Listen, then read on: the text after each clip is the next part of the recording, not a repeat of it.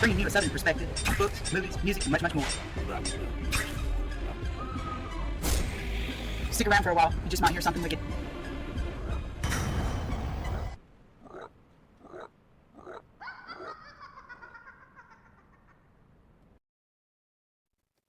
And hi again. It's episode 96. You know what time that means? It means presidential inaugural addresses. And this time, we're on Ulysses S. Grant, which he had very short ones. And I appreciate that so much because I'll be able to read both of these to you today. So if you haven't done so already, please like, subscribe, and share to the channel. And if you're watching this to go to sleep and you don't like the new speed adjustments, please slow your watch speed down to X1 in your settings. If you're okay with the new changes, well, welcome. To go back and backtrack, go through and watch any episode that ends with the number 1 or the number 6. And that will be your Monday playlist. And the other episodes concur with their numbers to the days of the week 1 through 5. So, and pretty soon, I am hoping on Saturdays, not exactly to do lives, but to give some sort of updates on thoughts on news, or either just drop a review or 2. So I hope you look forward to those, and we shall get to our readings now. Ulysses S. Grant, First Inaugural Address, March 4th, 1869. Citizens of the United States, your suffrages, having elected me to the office of President of the United States, I have, in conformity to the Constitution of our country, taken the oath of office prescribed therein. I have taken this oath without mental reservation and with the determination to do, to the best of my ability, all that is required of me. The responsibilities of the position I feel, but accept them without fear.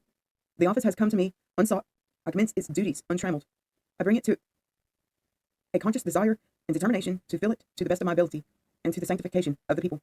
On all leading questions agitating the public mind, I will always express my views to Congress and urge them according to my judgment, and when I think it advisable, will exercise the constitutional privilege of interposing a veto to defeat measures which I oppose. But all laws will be faithfully executed, whether they meet my approval or not. I shall on all subjects have a policy to recommend, but none to enforce, against the will of the people. Laws are to govern all alike, those opposed as well as those who favor them. I know no method to secure the repeal of bad or obnoxious laws so effective as their stringent execution. The country having just emerged from a great rebellion, many questions will come before it for settlement in the next 4 years, which preceding administrations have never had to deal with. In meeting these, it is desirable that they should be approached calmly, without prejudice, hate, or sectional pride, remembering that the greatest good to the greatest number is the object to be attained. This requires security of persons, property, and free religious and political opinion in every part of our common country, without regard to local prejudice. All laws to secure these ends will receive my best efforts for their enforcement. A great debt has been contracted in securing to us and our prosperity the Union. The payment of this, principal and interest, as well as the return, to a specie basis, as soon as it can be accomplished, without material detriment to the debtor class, to the country at large, must be provided for. To protect the national honor, every dollar of the government indebtedness should be paid in gold, unless otherwise expressly stipulated in the contracts. Let it be understood that no repudiator of 1 farthing of our public debt will be trusted in public place, and it will go far toward strengthening a credit which ought to be the best in the world, and will ultimately enable us to replace the debt with bonds bearing less interest than we pay now.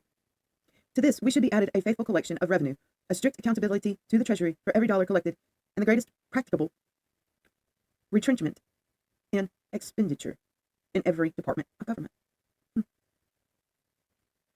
When we compare the paying capacity of the country now with the 10 states in poverty from the effects of war, but soon to emerge, I trust, into greater prosperity than ever before, with its paying capacity 25 years ago, and calculate what it probably will be in 25 years hence, who can doubt the feasibility of paying every dollar then with more ease than we pay now for useless luxuries?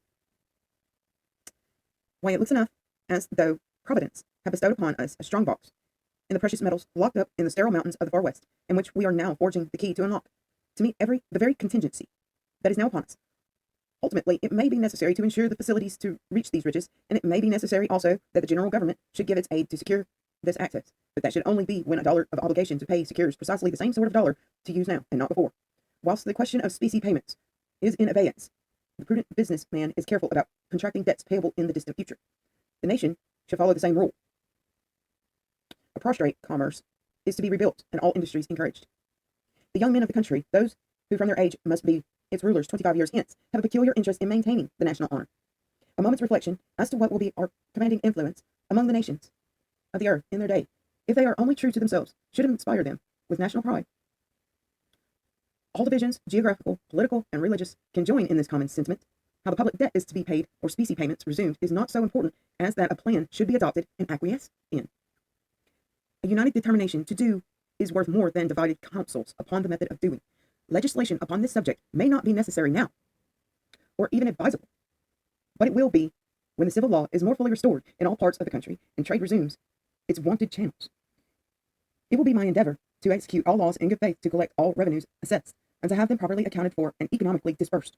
I will, to the best of my ability, appoint to office those only who will carry out this design. In regard to foreign policy, I would deal with nations as equitable law requires individuals to deal with each other, and I would protect the law-abiding citizen, whether of native or foreign birth, wherever his rights are jeopardized or the flag of our country floats. I would respect the rights of all nations, demanding equal respect for our own. If others depart from this rule in their dealings with us, we may be compelled to follow their precedent. The proper treatment of the original occupants of this land, the Indians, is one deserving of careful study. I will favor any course towards them in which tends to their civilization and ultimate citizenship. The question of suffrage is one of which is likely to agitate the public so long as a portion of the citizens of the nation are excluded from its privileges in any state. It seems to me very desirable that this question should be settled now, and I entertain the hope and express the desire that it may be the ratification of the 15th article of the amendment to the Constitution. In conclusion, I ask patient forbearance one toward another throughout the land, and a determined effort on part of every citizen to do his share towards cementing a happy union. And I ask the prayers of the nation to Almighty God in behalf of this consummation. What an admirable sentiment. He loved this country very much so. He gets a really bad rap for it all throughout the Civil War and everything. And he's a very admirable man as a president. It was after all of that killing that he knew what this country needed, and then he guided it the way he did. He was just tired of seeing the killing. He wanted peace, but he was a war president. And a lot of veterans out there know you just can't leave it behind. And you do shit. You do shit in order to forget. That's not why you took the oath. You were hoping that Uncle Sam would take care of you. You're supposed to be taking care of Auntie Sam.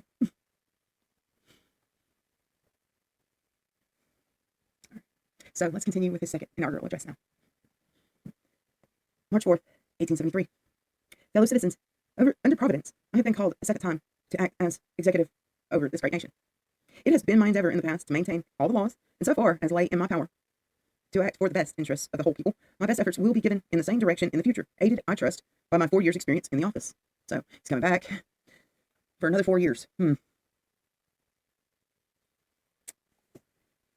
my first term of the office of chief executive began, the country had not recovered from the effects of a great internal revolution, and 3 of the former states of the Union had not been restored to their federal relations. Way to go, Alabama. It seemed to me wise that no new questions should be raised, so long as that conditions of affairs existed. Therefore, the past 4 years, so far as I could control events, have been consumed in the effort to restore harmony, public credit, commerce, and all the arts of peace and progress. It is my first firm conviction that the civilized world is tending toward republicanism, or government by the people through their chosen representatives, and that our own great republic is destined to be the guiding star to all others. Under our republic, we support an army less than that of any European power of any standing, and a navy less than that of either of the least 5 of them.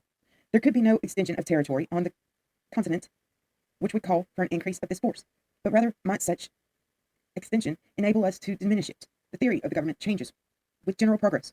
Now that the telegraph is made available for communicating thought, together with rapid transit by steam, all parts of a continent are made contiguous for all purposes of government.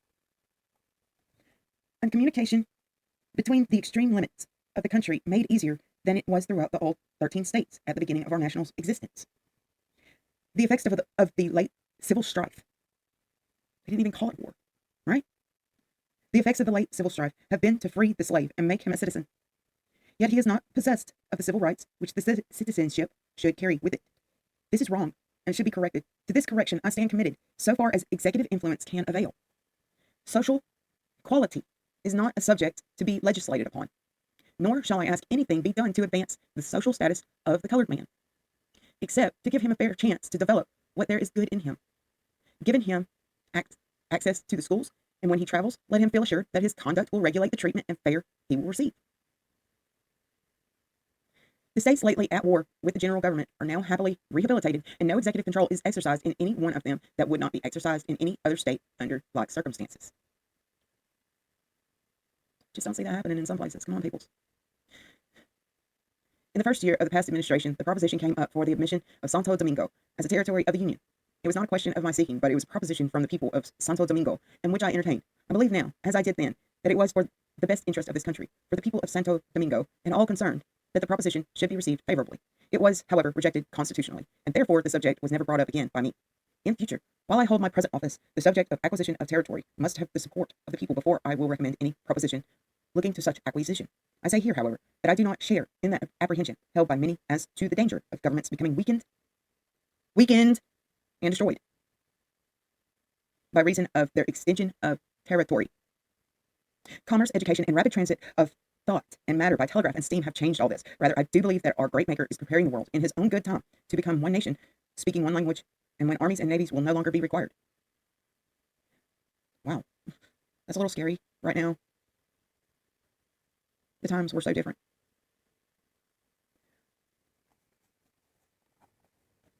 My efforts in the future will be directed to the restoration of good feeling between the different sections of our common country, to the restoration of our currency to a fixed value as compared with the world's standards of values, gold, and, if possible, to a par with it, to construction of cheap routes of transit throughout the land, to the end that the products of all may find a market and leave a living remuneration to the producer, to the maintenance of friendly relations with all our neighbors and with distant nations, to the re-establishment of our commerce and share in the carrying trade upon the ocean, to the encouragement of such manufacturing industries as can be economically pursued in this country, to the end that the exports of home products and industries may pay for our imports, the only sure method of returning to permanently maintaining a specie basis to the elevation of labor, and by human course to bring the aborigines of the country under the benign influences of education and civilization. It is either this or war of extermination. Wars of extermination engaged in by people pursuing commerce and all industrial pursuits are expensive even against the weakest people and are demoralizing and wicked. Our superiority of strength and advantages of civilization should make us lenient towards the Indian. The wrong inflicted upon him should be taken into account and the balance placed to his credit. The moral view of the question should be considered, and the question asked, cannot the Indian be made a useful and productive member of society by proper teaching and treatment? If the effort is made in good faith, we will stand better before civilized nations of the earth and in our own consciences for having made it. All these things are not to be accomplished by one individual, but they will receive my support and such recommendations to Congress as will, in my judgment, best serve to carry them into effect. I beg your support and encouragement.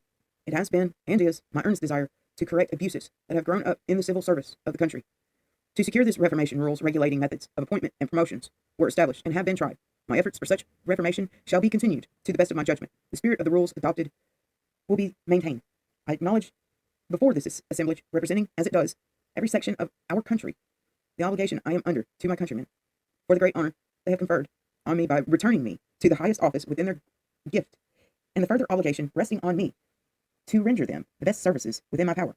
This I promise, looking forward with the greatest anxiety to the day when I shall be released from responsibilities that at times are almost overwhelming, and from which I have scarcely had a respite since this eventful firing upon Fort Sumter in April 1861 to the present day. My services were then tendered and accepted under the first call for troops growing out of that event.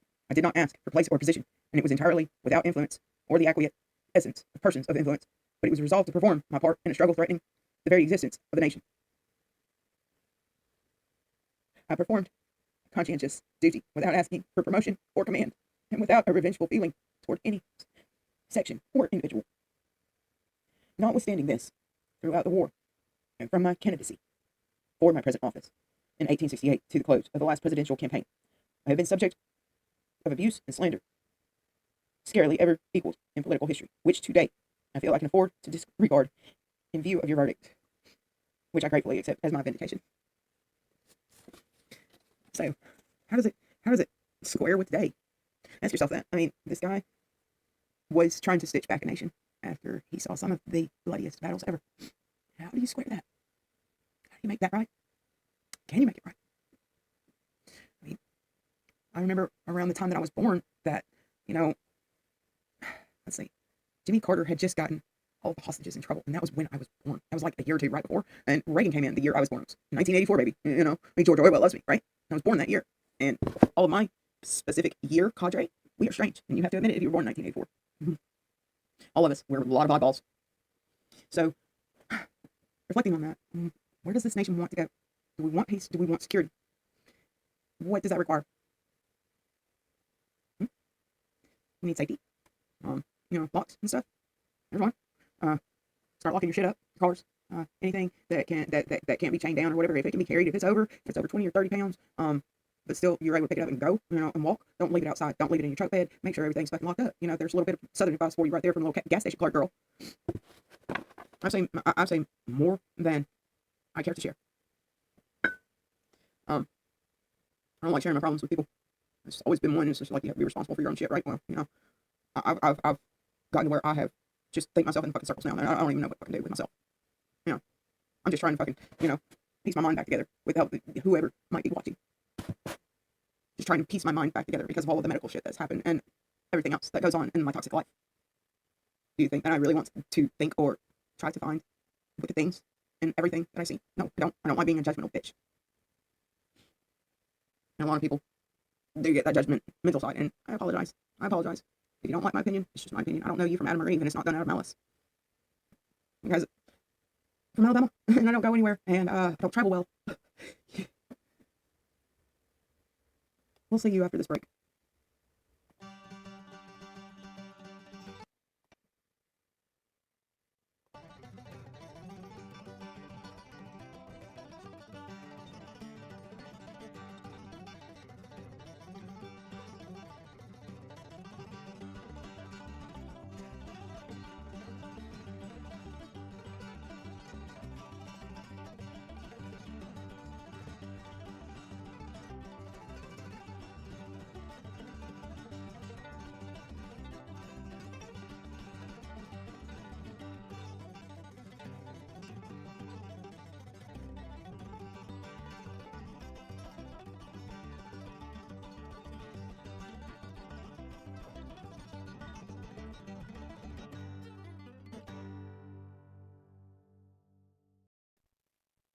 And welcome back for Scottish fairy tale time. So, I've been putting off actually reading this one for everybody. It's a little longer, so get ready for that. Habetrot, the Spinstress. In bygone days, in an old farmhouse which stood by a river, there lived a beautiful girl called Maisie. She was tall and straight, with auburn hair and blue eyes, and she was the prettiest girl in all the valley. And one would have thought she would have been the pride of her mother's heart. But instead of this, her mother used to sigh and shake her head whenever she looked at her. And why? Because in those days, all men were sensible, and instead of looking for pretty girls in their wives, they looked out for girls who could cook and spin, who gave promise of becoming notable housewives. Maisie's mother had been an industrious spinster, but alas, to her sore grief and disappointment, her daughter did not take after her. The girl loved to be out of doors, chasing butterflies and plucking wildflowers far better than sitting at her spinning wheel. So when her mother saw one after another of Maisie's companions, who were not nearly so pretty as she was, getting rich husbands, and sighed and said, "Woe's me, child, for me thinks no brave wooer will ever pause at our door while they see thee so idle and thoughtless." But Maisie only laughed at her mother and grew really angry. At last, her mother grew really angry, and one bright spring morning, she laid down three heads of lint on the table, saying sharply, "I will have no more of this dallying. People will say that it is my blame that no wooer comes to seek thee. I cannot have thee left on my hands to be laughed at as the idle maid who would not marry. So now thou must work, and if thou hast not these heads of lint spun into 7 hanks of thread in 3 days, I will even speak to mother at St. Mary's Convent, and thou wilt go there and learn to be a nun." Off to a nunnery with you, eh? Now, though Maisie was an idle girl, she had no wish to be shut up in a nunnery, so she tried not to think of the sunshine outside, but sat down soberly with her distaff. But alas, she was so little accustomed to work that she made but slow progress, and although she sat at the spinning wheel all day and never once went out of doors, she found at night she had only spun half a hank of yarn. The next day it was even worse, for her arms ached so much that she could only work very slowly. That night she cried herself to sleep, and the next morning, seeing it was quite hopeless to expect to get the task finished, she threw down her distaff in despair and ran out of doors. Near the house was a deep dell, through which ran a tiny stream. Maisie loved this dell. The flowers grew so abundantly there. This morning she ran down to the edge of the stream and seated herself on a large stone. It was a glorious morning, and the hazel trees newly covered with leaves. The branches nodded over her head and showed like delicate tracery against the blue sky. The primroses and sweet-scented violets peeped out from among the grass, and a little water wagtail came and perched on a stone in the middle of the stream, and bobbed up and down, till it seemed as if he were nodding to Maisie, and as if he was trying to say to her, "Never mind, cheer up." But the poor girl was in no mood that morning to enjoy the flowers and the birds. Instead of watching them, as she generally did, she hid her face in her hands and wondered what would become of her. She rocked herself to and fro, and as she thought how terrible it would be if her mother fulfilled her threat and shut her up in the convent of St. Mary, with the grave, solemn-faced sisters who seemed as if they had completely forgotten what it was like to be young, and run about in the sunshine and laugh and pick the first spring flowers. "Oh, I could not do it, I could not do it," she cried at last. "It would kill me to be a nun. And who wants to make a pretty wench like thee into a nun, asked a queer, cracked voice quite close to her. Maisie jumped up and stood staring in front of her, as if she had been moonstruck.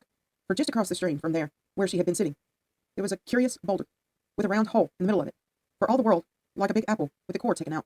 Maisie knew it well. She had often sat upon it, and wondered how the funny hole came to be there.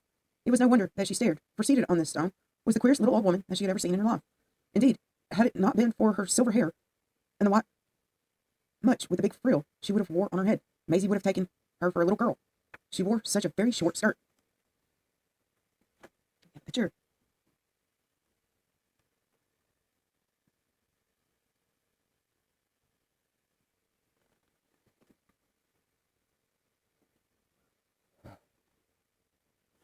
Okay, so she wore such a very short skirt, only reaching down to her knees. Her face inside the frill of her cap was round, and her cheeks were rosy, and she had little black eyes, which twinkled merrily as she looked at the startled maiden. On her shoulders was a black and white checkered shawl, and on her legs, which she dangled over the edge of the boulder, she wore black silk stockings, and the neatest little shoes, with great silver buckles. In fact, she would have been quite a pretty old lady, had it not been for her lips, which were very long and very thick, and made her look quite ugly, in spite of her rosy cheeks and black eyes. Maisie stood and looked at her for such a long time in silence that she repeated her question. And who wants to make a pretty wench like thee into a nun? More likely, some gallant gentleman should want to make a bride of thee. Oh no, answered Maisie. My mother says no gentleman would look at me because I cannot spin. Nonsense, said the tiny woman. Spinning is all very well for old folks like me. My lips, as thou seest, are long and ugly because I have spun so much, for I always wet my fingers with them, and the easier to draw the thread from the distaff. No, take care of thy beauty, child. Do not waste it over the spinning wheel, nor yet in a nunnery. If my mother only thought as thou dost, replied the girl sadly, and encouraged by the old woman's kindly face, she told her the whole story.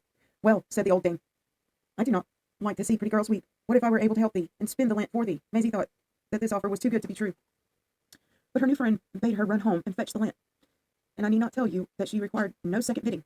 When she returned, she handed the bundle to the little lady, and she was about to ask her where she should meet her in order to get the thread from her, when it was spun. When a sudden noise behind her made her look around, she saw nothing, but what was her horror and surprise when she turned back again to find that the old woman had vanished entirely, lint and all. She rubbed her eyes and looked all around, but she was nowhere to be seen. The girl was utterly bewildered, and she wondered if she could have been dreaming. But no, that could not be. There were her footprints leading up to the bank and down again, where she had gone for the lint and brought it back. And there was the mark of her foot, wet with dew, on the stone in the middle of the stream, where she had stood when she handed the lint up to the mysterious little stranger. What was she to do now? What would her mother say when, in addition to not having finished the task that had been given her, she had to confess to having lost the greater part of the lint also? She ran up and down the little dell, hunting amongst the bushes and peeping into every nook and cranny of the bank where the little old woman might have hidden herself. It was all in vain, and at last, tired out with the search, she sat down on the stone once more and presently fell fast asleep. When she woke, it was evening. The sun had set, and the yellow glow in the western horizon was fast giving place to the silvery light of the moon. She was sitting thinking of the curious events of the day, and gazing at the great boulder opposite when it seemed to her that the distant murmur of voices came from it. With one bound, she crossed the stream and clambered onto the stone. She was right. Someone was talking underneath it. Far down in the ground, she put her ear close to the stone and listened. The voice of the queer little old woman who came up through the hole. Oh, my pretty little wench, little knows my name is that little wench knows little. I'm sorry. I'm gonna start that over again. Ho, my pretty little wench, little knows that my name is Habetrot. Full of curiosity, Maisie put her eye to the opening, and the strangest sight that she had ever seen met her gaze. She seemed to be looking through a telescope into a wonderful little valley. The trees were brighter and greener than any she had ever seen before, and there were beautiful flowers, quite different from the flowers that grew in her country. The little valley was carpeted with most exquisite moss, and up and down it walked her tiny friend, busily engaged in spinning. She was not alone, for round her were a circle of older little old women, who were seated on large white stones, and they were all spinning away as fast as they could. Occasionally one would look up, and then Maisie saw that they all seemed to have the same long, thick lips that her friend had. She really felt very sorry, as they all looked exceedingly kind, and might have been pretty had it not been for this defect. One of the spinstresses sat by herself, and was engaged in winding the thread, which the others had spun into hanks. Maisie did not think this little lady looked so nice as the others. She was entirely dressed in grey, and had a big hook nose, and great horn spectacles. She seemed to be called Slantly like Mab, for Maisie heard Habetrot address her by that name. I wonder how it's going to go.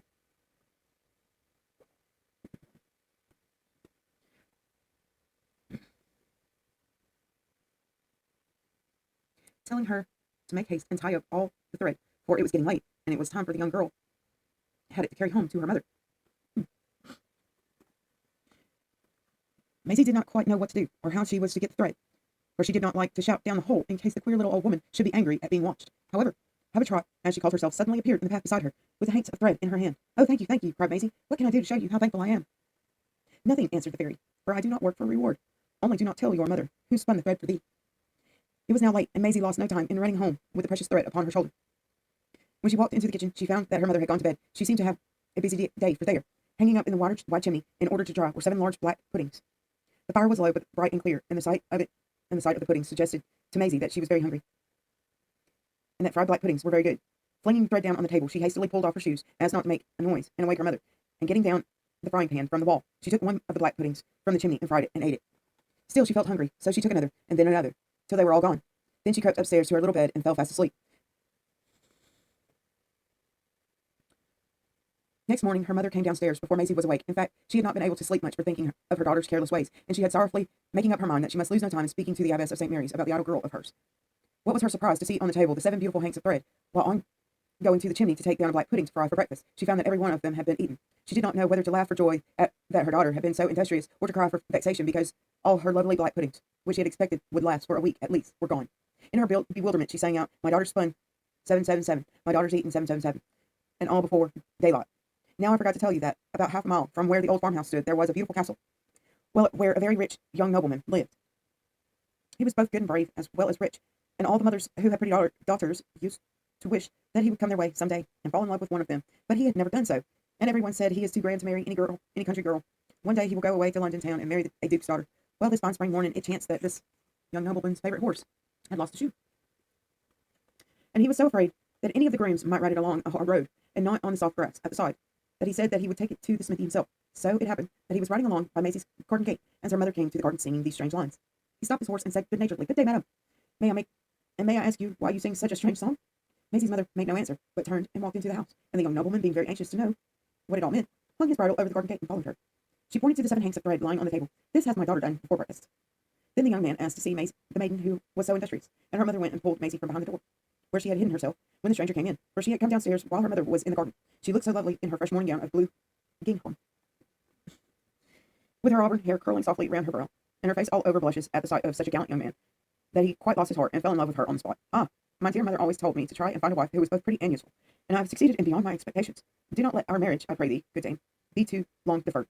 Maisie's mother was overjoyed, as you may imagine, at this point of unexpected good fortune, and busied herself in getting everything ready for the wedding. But Maisie herself was a little perplexed. She was afraid that she would be expected to spin a great deal when she was married, and lived at the castle, and if that were so, her husband was sure to find out that she was not really such a good spinstress as she thought she was. In her trouble, she went down the night before her wedding to the great boulder by the stream in the glen, and climbing up on it, she laid her head against the stone and called softly down the hole, "Habetrot, Habetrot." The little old woman soon appeared, and with twinkling eyes asked her what was troubling her so much just when she should have been so happy. And Maisie told her. "Trouble not thy pretty head about that," answered the fairy, "but come here with thy bridegroom next week, when the moon is full, and I warrant that he will never ask thee to sit at the spinning wheel again." Accordingly, after all the wedding festivities were over and the couple had settled down at the castle, and on the appointed evening, Maisie suggested to her husband that they should take a walk together in the moonlight. She was very anxious to see what the little fairy would do to help her, for that very day he had been showing her all over her new home, and he had pointed out to her the beautiful new spinning wheel made of ebony, which had belonged to his mother, saying proudly, "Tomorrow, little one, I shall bring some lint from the town, and then the maids will see what clever little fingers my wife has." Maisie blushed as red as a rose as she bent over the lovely wheel, and then felt quite sick, as she wondered whatever she would do if Habetrot did not help her. So on this particular evening, after they had walked in the garden, she said that she should like to go down to the little dell and see how the stream looked by the moonlight. So to the dell they went. As soon as they came to the boulder, Maisie put her head against it and whispered, "Habetrot, dear Habetrot." And in an instant her little old woman appeared. She bowed in a stately way, as if they were both strangers to her, and said, "Welcome, sir and madam, to the spinster's dell." And then she tapped on the root of the great oak tree with a tiny wand, which she held in her hand, and green door, which Maisie never remembered having noticed before, flew open, and they followed the fairy through it into the other valley, which Maisie had seen through the hole in the great stone.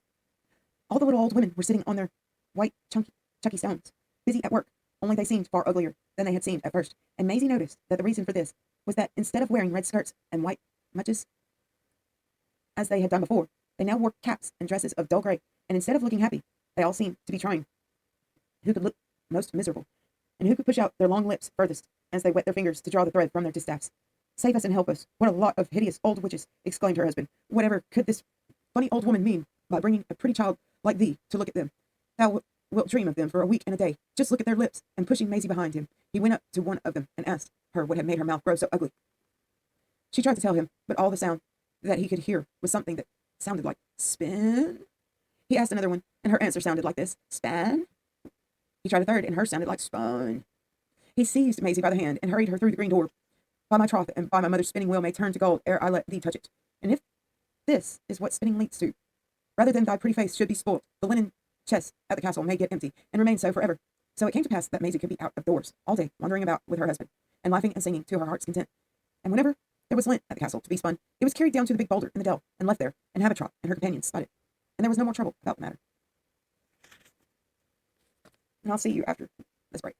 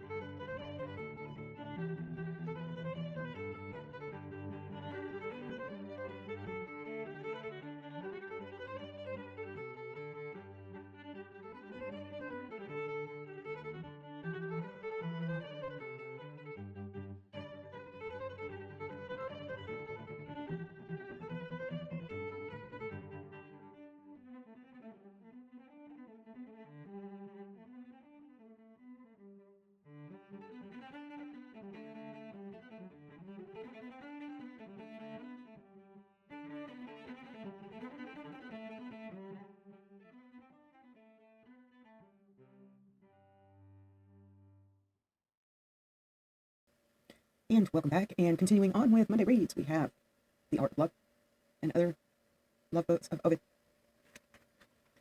And I'm continuing The Loves of Book 2. Elegy 1. He tells wherefore, instead of the wars of the giants, which he had commenced, he is constrained to sing of love. Behold, here another work of Ovid, who was born in the moist land of Peligny, of Ovid, who singeth to the world of his own follies. This time again 'twas love that willed it. Hence, avaunt, ye prim and prudish ones, no fitting audience ye to strains that sing of tender love. I would be read of none save the maiden that grows warm when she beholds her lover, and of the boy till now unvisited by love. I pray too that some young man, wounded by an arrow sped from the same bow that has stricken me, may recognize in my verse the image of the flames whereby he is consumed. Long may he marvel, and then at last exclaim, how comes it that this poet singeth the very story of my love? Who hath informed him? I remember, making bold to sing of the wars of heaven and Gigas of the 100 hands, and verily I was unequipped for that great argument. I was about to sing and fell revenge of Tellus and the fall of Pelion, with Ossa crashing down from high Olympus, whereon they were impaled. In my hands I held the clouds, Jove and his thunderbolts, wherewith he would not have failed to defend his heavenly realms. And then my mistress slammed her door against me. Forthwith I dropped Jupiter and his lightnings. I, Jupiter himself, clean vanished from my mind. Forgive me, Jupiter, thy weapons were of no avail to me. That close-shut door moved me more than all thy thunderbolts. Back to my love songs and my gentle elegies went I. Those are the arms for me, and ere long my gentle plant moved to compassion. The unfeeling doors, poetry, hath power to bring the blood-red moon to earth. Poetry stayeth in mid-career the snow-white coursers of the sun. Poetry robbeth the serpent of his poison fang, and maketh the rivers to flow backward to their sources. Poetry hath battered down doors, it hath forced back locks, how tight soever they were welded to the massy oak. What had it booted me to sing, Achilles fleet of foot? What would the sons of Atreus have done for me, or he who waged fierce war for 10 long years, and then wandered 10 more upon his homeward way, or hapless Hector dragged by the Haemonian steeds across the dusty plain? But as soon as ever I pipe the praises of a sweet young girl, she cometh in person to pay the singer for his song, and that methinks is no small recompense. So farewell, ye heroes, with illustrious names not yours to bestow, the favors that I crave. But as for you, my charmers, look sweetly on the songs, which rosy Cupid singeth in mine ear. Elegy 2. Oh wait, it keeps going. To the eunuch Bagoas, begging him to give him access to the fair one committed to his charge. Thou, Bagoas, who art entrusted with the task of guarding thy mistress, lend me thine ear. I have but a couple of words to say to you, but they are weighty ones. Yesterday I saw a lady walking in the portico beneath the temple of Apollo. At once I fell in love with her and importuned her in writing. In answer, with a trembling hand, she wrote, "Impossible." And why is it impossible, I asked. She replied, that you keep too strict a watch on her. Now listen to me, my overwatchful friend. If you are wise, you will give up getting yourself hated. If people fear you, they will long for you to die. Her husband, too, is a fool, for why be at such pains to guard a thing whereof, even if you watch it not, no part is lost. Still, if he is a bad man enough, let him indulge his passion to the full, and believe her chaste, who gives her charms to all. But for thee, vouchsafe her, in secret, a modicum of freedom. What you give her in that direction she will repay. Just let her take you into her confidence a little, and the mistress will do what the slave shall bid. Afraid of conniving a little? Why, you've only got to shut your eyes. Is she reading a letter in secret? Well, take it that it's from her mother. A stranger comes to call. Take him for some old acquaintance. She goes to see a sick friend who isn't sick at all. Why pretend she is sick? Is she a long time coming? Let your head droop on your breast and snore away to your heart's content. Don't go worrying your head about what they're doing in the temple of Isis or what's going on in the theaters. A discreet accomplice wins a deal of glory, and after all, what is simpler than to hold your tongue? Such a man is liked. He rules his household and never gets a beating. He is a man of power. The others, scurvy fellows, merely slaves. In order to keep the husband sweet, he stuffs him with fairy tales and masters both. They both approve of what delights the woman. A husband may frown and furrow his brow with wrinkles. A wheedling woman always gets her way.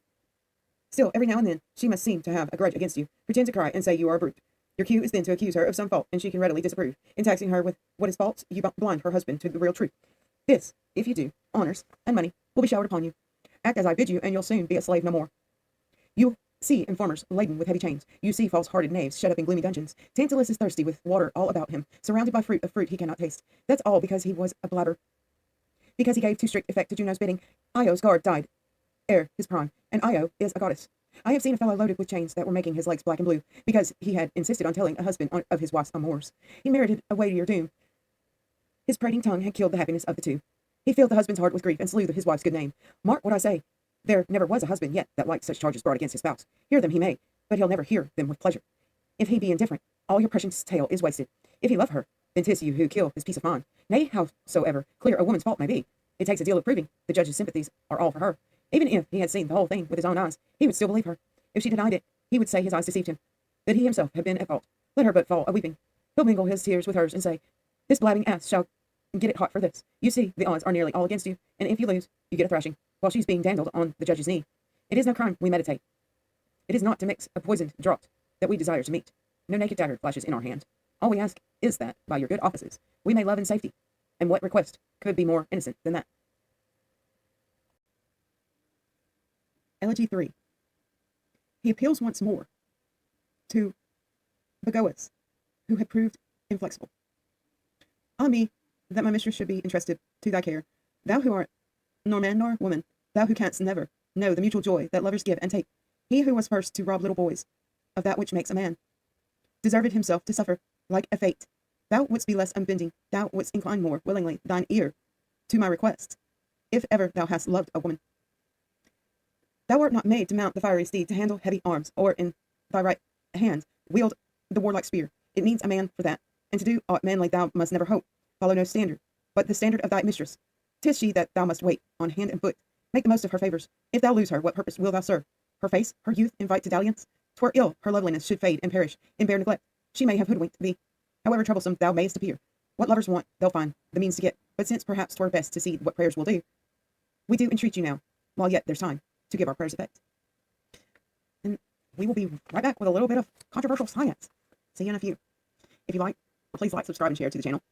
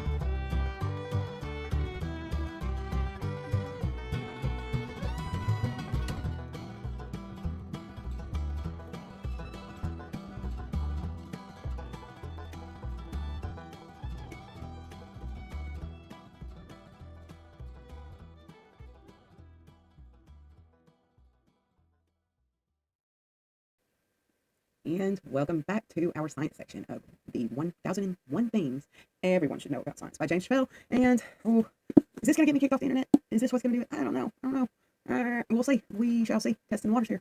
Because we are handling reproductive systems today. We're handling reproductive systems. Come on. Fact 76. The first step in animal reproduction is the development of gametes in every sexually reproducing animal. There are specialized cells called germ cells that produce either an egg, female, or a sperm, male. The eggs are customarily produced in organs called ovaries, and the sperm in organs called testes. These organs may or may not occur together in the same animal. Sponges, flatworms, and mollusks normally contain both male and female organs. In humans, of course, sexual organs appear different in different individuals. Just do, everybody, male, female, simple as that, boys, girls. I don't know where y'all are coming up with this construct. 77. Germ cells in the male organs divide by mitosis to increase their number, then by meiosis to produce the sperm. The final product of this process is a complex structure called spermatide, in which the head contains the DNA and the long tail provides propulsion. 78. Antony van Leeuwenhoek, 1632 to 1723, was the first person to see human sperm and to understand their role in reproduction. He believed, however, that the head of each sperm contained a miniature human being, which would grow into maturity after fertilization. 79. Ex ovo hominia. From the egg, everything. This is how William Harvey, 1578 to 1670, summarized the discovery of the role of the egg in reproduction. This discovery ended in a long scientific inquiry into the precise mechanics of human reproduction. Once the germ cells that produce the egg undergo meiosis, the egg undergoes further development in some animals. This can include the development of a yolk, which carries food for the newborn individual, and even a shell. The final ovum can vary in size from one species to the next. In humans, for example, the egg is only a little more than a tenth of a millimeter in diameter. Despite this small size, the human egg contains almost 200,000 times the volume of a sperm. 80. Champion ovum. The largest ovum produced in any animal is about 7 inches long and is seen in some species of shark. 81. Fertilization is the central act of sexual reproduction. It is also the process of bringing an egg and a sperm together. Animals do not generally broadcast the egg and sperm into the environment, hoping that some fortuitous juxtapositions will occur. This strategy is called spawning and is practiced by animals like oysters and even some fish, such as salmon. Some animals, like frogs, mate by having the male and female eject sperms and eggs into the environment simultaneously. Both this and spawning are examples of external fertilization, that is, fertilization in which the sperm and egg come together outside the body of the female. 80. Oh, there's a picture. A human egg surrounded by spermatozoa. Eventually, one will enter the egg, and fertilization will occur. Uh-oh. So that's what it looks like. And one day that will be a baby. Or one should hope. Most advanced species reproduce by internal fertilization. In humans and other mammals, as well as most other advanced animals, fertilization occurs when the sperm is injected into the body of the female and travels to the egg. The human sperm produces a substance that helps to break through the wall of the ovum, but a single sperm cannot produce enough of this material to get through. Consequently, many spermatides must be involved in breaking down the outer wall of the egg before one of their number can eventually get through and initiate fertilization. 83. The queen bee mates only once. The queen bee, soon after she becomes mature, leaves the hive and mates once with a single drone, usually at the altitude of a couple of hundred feet, and on the fly. She then stores all the sperm and special organs in her body and uses them to fertilize eggs for a period of many months or even years. Her stored sperm represents the entire genetic capital of a beehive. Maybe everybody should put some thought into this queen bee thing. Who knows? Might be important someday. 84. The fertilized egg, whose genes come half from one parent and half from the other, is called a zygote. Once it is formed, it may be protected or it may not. In oysters and other spawning animals, a fertilized egg is more or less left to its own devices. The parent needs spend no effort in protecting it, and the reproductive strategy is to fertilize so many eggs that some are bound to survive. In higher animals, however, there are a number of other strategies for protecting the developing organism.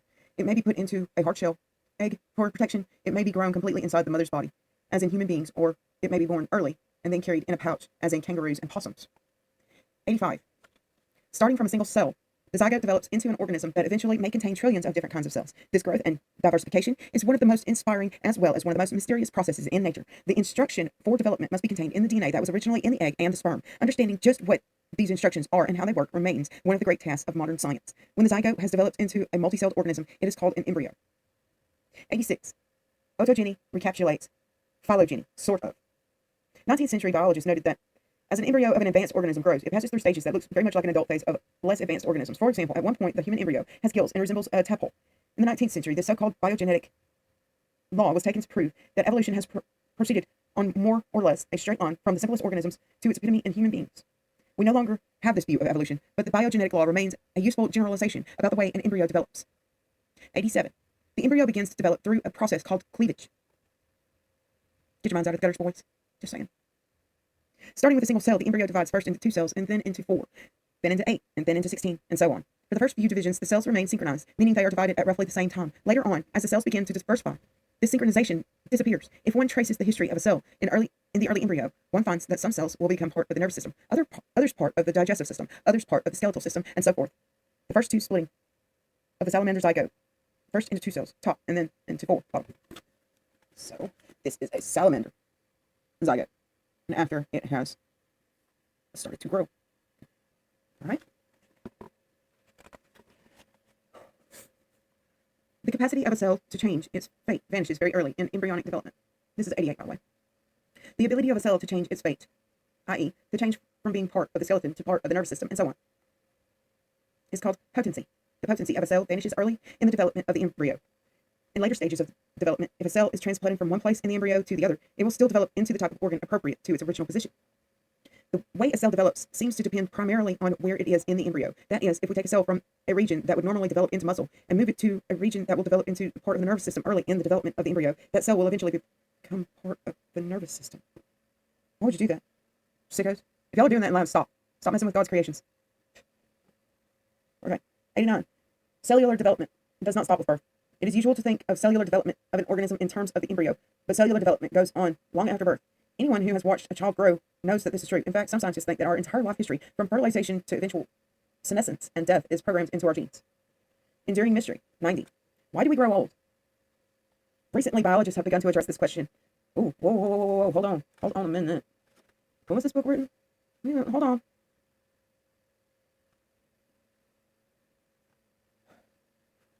My goodness, what in the hell is this? Where's the freaking copyright date? 1992. Okay, great. 1992. All right. So, if this is recent, like 1992, this is like I'm 10, 11, 12, 13 years old, baby. Recently, biologists have begun to address this question in a scientific way.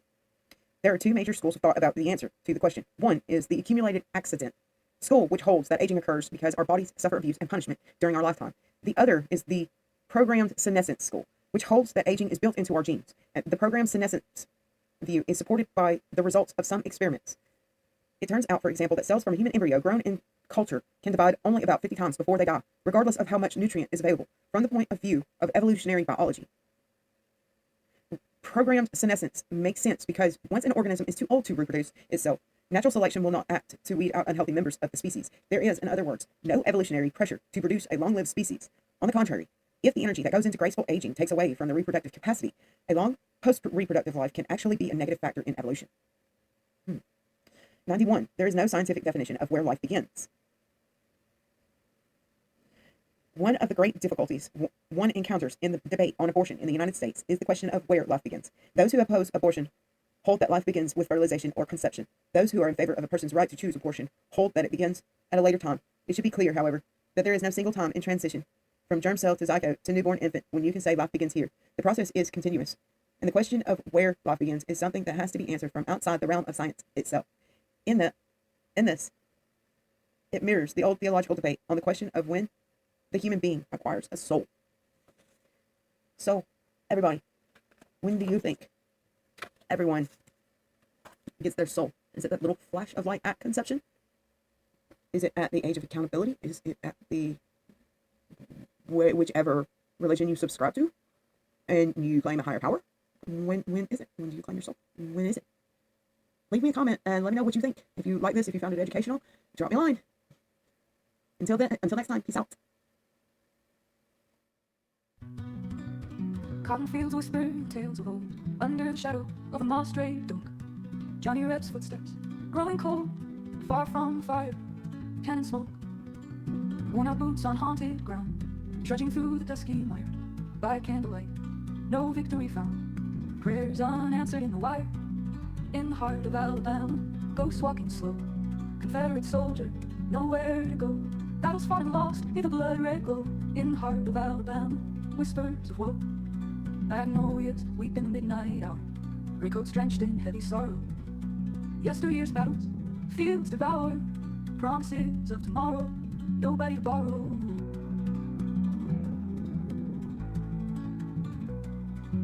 Worn-out boots on haunted ground, trudging through the dusky mire. By candlelight, no victory found. Prayers unanswered in the wire. In the heart of Alabama, ghosts walking slow. Confederate soldier, nowhere to go. Battles fought and lost in the blood-red glow. In the heart of Alabama, whispers of woe.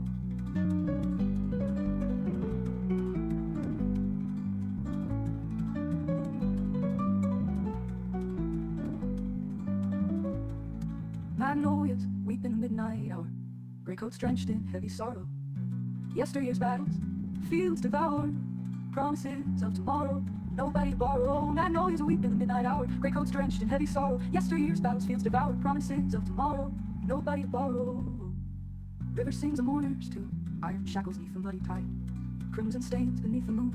Southern pride swallowed deep inside. In the heart of Alabama, ghosts walking slow.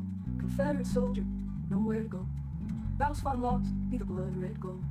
In the heart of Alabama, whispers of woe.